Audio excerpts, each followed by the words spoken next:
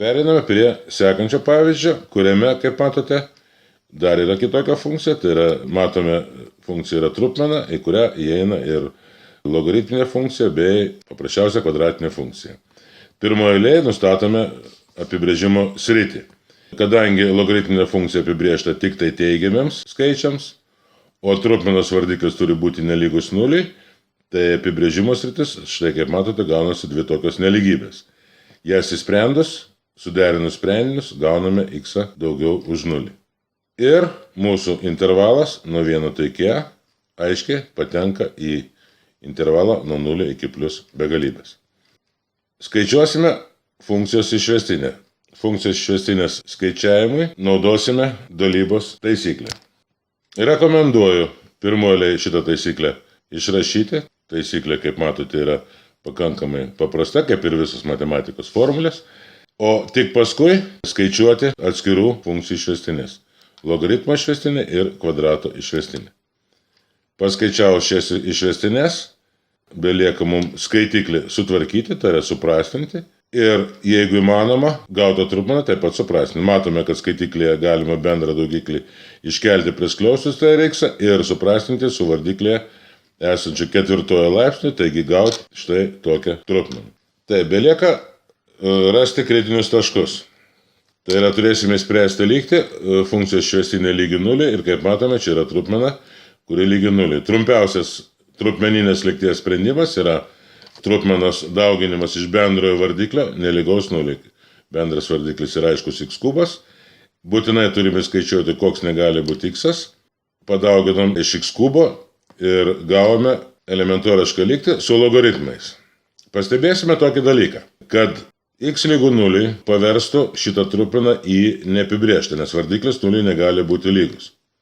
Ir galėtų būti pretendentų į kritinį tašką. Tačiau, kadangi x lygu nuliui nepriklauso funkcijos apibrėžimo sričiai, tai jis kritiniu tašku būti negali. Kitu atveju, taškas galėtų būti kritiniu tašku. Pereiname prie logaritminės lygties sprendimo. Jos sprendimui štai naudojame elementarios logaritminės lygtelės sprendimo taisyklę ir galime parašyti, kam yra lygus x, kad x yra lygus logaritmo pagrindas a pakeltas laipsniu b.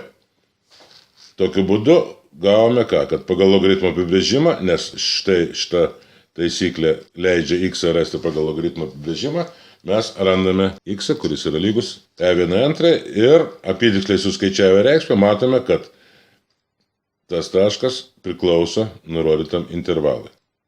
Beliko suskaičiuoti funkcijos reikšmės intervalo galuose ir rastame kritinėme taške, kuris priklauso nurodytam intervalui. Taigi statome vienetą ir e kaip intervalo galus bei kritinį tašką į funkciją ir atliekame skaičiavimus. Prisimename, kad logaritmas bet kokiu pagrindu vieneto yra lygus nuliui. Logaritmas e, kadangi tai yra natūrinis logaritmas, yra lygus vienetui. Gauname štai tokius atsakymus. Tai yra, čia gaunasi nulis, čia gaunasi 1 iš e kvadratu. Vėlgi skaičiuojama apytikslę reikšmę. Na, o įstačius kritinį tašką šaknis iš e, paskaičiuojame galutinę skaitinę reikšmę.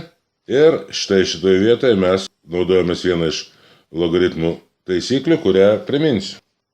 Taisyklė būtų tokia, kad laipsnio rodiklį nuo logaritmo kintamojo galime nukelti į logaritmo priekį ir gauti c kart lnx, na ir kad nepamiršti, lnse yra lygus vienetui. Taigi matome, kad mažiausia skaitinė reikšmė yra 0, o didžiausia skaitinė reikšmė yra 0,14. Beliko užrašyti atsakymą.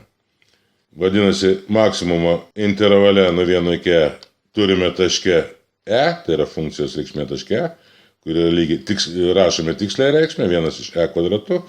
Ir minimumas funkcijos intervale yra funkcijos reikšmė taške 1, kurio lygi 0.